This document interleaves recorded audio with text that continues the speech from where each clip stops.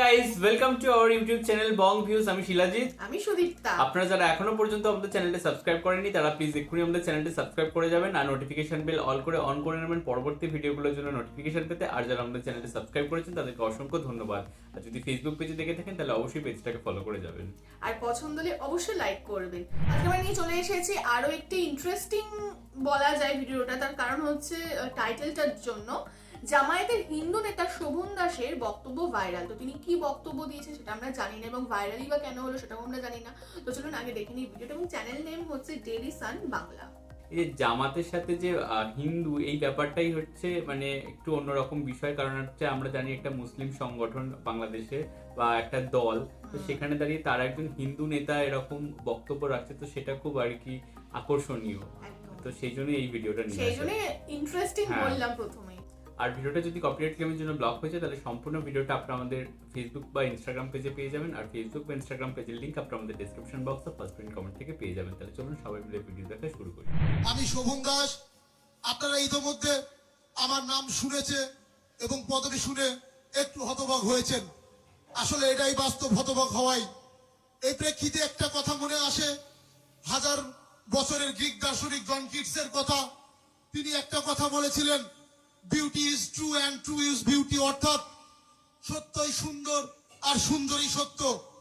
আমি মনে করি সদা সত্য কথা বলা, সৎ পথে চলা, কাউকে প্রলোভন না দেখানো, একজনের হাত থেকে আরেকজনকে রক্ষা পাওয়া এবং আরেকজনের কাঁধে কাঁধ মিলিয়ে পাশে দাঁড়িয়ে তাকে রক্ষা করা, এটাই সত্য। আর এই সত্যই যদি হয় সেটাই সুন্দর। আর আমি এই সত্য সুন্দর থেকে আজকে আপনাদের মাঝে আমি এও বলতে চাই, সবার উপরে মানুষ সত্য, তাহার উপরে নাই। এই আলোকেই আমরা সবাই এক মঞ্চে মানব জাতির মানবিকতা ঊর্ধ্বে, হিন্দু মুসলিম বৌদ্ধ খ্রিস্টান নাই ভেবে আমরা বলতে পারি আমরা মানুষ।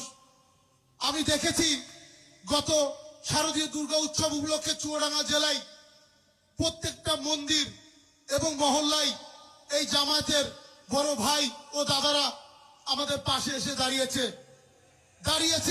শুধু তাই নয়, সার্বক্ষণিক 24 ঘন্টা আমাদের দেখভার দায়িত্ব পর্যন্ত নিয়েছে, কিভাবে আপনার ধর্ম সুন্দর সুষ্ঠুভাবে পরিসমাপ্ত হয়। আমি কৃতজ্ঞতা জানাচ্ছি এবং তখনই আমি জানতে পেরেছি এই জামায়াতের পরিচয় কি। আমার ভালো লেগেছে ব্যক্তিগতভাবে। আমার সনাতন সম্প্রদায় আপনাদের হাত দ্বারা কখনোই অক্ষুণ্ণ এবং বঞ্চিত হবেন আমি বিশ্বাস করি। আমি মনে করি সনাতনী সম্প্রদায় একটা বটবৃক্ষ ছায়ার মতো আপনারা আছেন, সবসময় আমাদেরকে দেখবেন। এটাই ইসলামের অন্যতম মাধ্যম। কারণ আমাদের সকল ধর্মের একটাই উদ্দেশ্য, লক্ষ্য সৃষ্টির কাছে পৌঁছানো। ধর্মীয় পক্ষে আমাদের হয়তো হতে পারে বিভিন্ন দিক, বিভিন্ন মত, কিন্তু আমরা তো মানুষ। এই মানুষ হিসাবে আমরা চাই আমরা সকলে একসাথে থাকতে। এটা বাংলাদেশ, বাংলাদেশে আমরা স্বাধীন দেশ, স্বাধীন চেতনা নিয়ে আমরা বাঁচতে চাই এবং আপনাদের সহযোগিতা কামনা করছি। এবং পুরো অপশক্তি নেই, আমি বিশ্বাস করি আমাদেরকে একতাই ইউনিট অক্ষুণ্ণ করে দেবে। যাই হোক, আমি ছোট্ট মানুষ, অনেক কথাই বলে ফেললাম। তো আমি জানি আগামী দিন থেকে আপনারা আছেন, চুয়াডাঙ্গা জেলা নয়, চুয়াডাঙ্গা জেলার অন্যান্য 64টা জেলার এই সনাতনী সম্প্রদায়কে আপনারা বটবৃক্ষে ছায়ের মতো ছায়া দিয়ে যাবেন। সবাইকে ধন্যবাদ জানিয়ে আমি আমার বক্তব্য শেষ করছি। সবাইকে ধন্যবাদ আদাম ও আসসালামু আলাইকুম। ধন্যবাদ। যেমনটা শিলাজিৎ বললো, আমাদের কাছে কিউরিয়াসিটির জায়গা এটাই ছিল যে, কারণ মানে আমাদের এটাই ধারণা ছিল যে জামাত হচ্ছে একদমই একটা স্বতন্ত্র মুসলিম রাজনৈতিক দল, একটা ইসলামিক রাজনৈতিক দল, এবং তাদের কোথাও গিয়ে একটা মুখ্য উদ্দেশ্য বা যাই হোক একটা মুখ্য কিন্তু হয়তো প্রচ্ছন্ন একটা উদ্দেশ্য হচ্ছে যে পুরো বাংলাদেশকে একটা ইসলামিক স্টেট হিসেবে পরিণত করা। মানে এটা আমাদের কোথাও গিয়ে ভিডিও দেখে, আপনাদের কমেন্টস এর মাধ্যমে কোথাও না কোথাও এই ধারণাটাই আমাদের মনের মধ্যে এতদিন বা মাথার মধ্যে এতদিন গেঁথে ছিল। এবং এই রাজনৈতিক সংগঠন বা রাজনৈতিক দলে কোনো রকম যে হিন্দু নেতা বা হিন্দু সদস্যও যে থাকতে পারে বা রয়েছে, এটা আমাদের ভাবনারও অতীত ছিল। এই ভিডিওটার মাধ্যমে আমরা জানতে পারলাম যে না, আমরা ভুল ছিলাম। এই জামাতি যে রাজনৈতিক দল, সেখানে হিন্দু সদস্য রয়েছে এবং যার আমরা বক্তব্য শুনতে পেলাম, শোভন দাস, তিনি সেই একজন এবং তিনি একজন মানে প্রাউড জামাতি আর কি।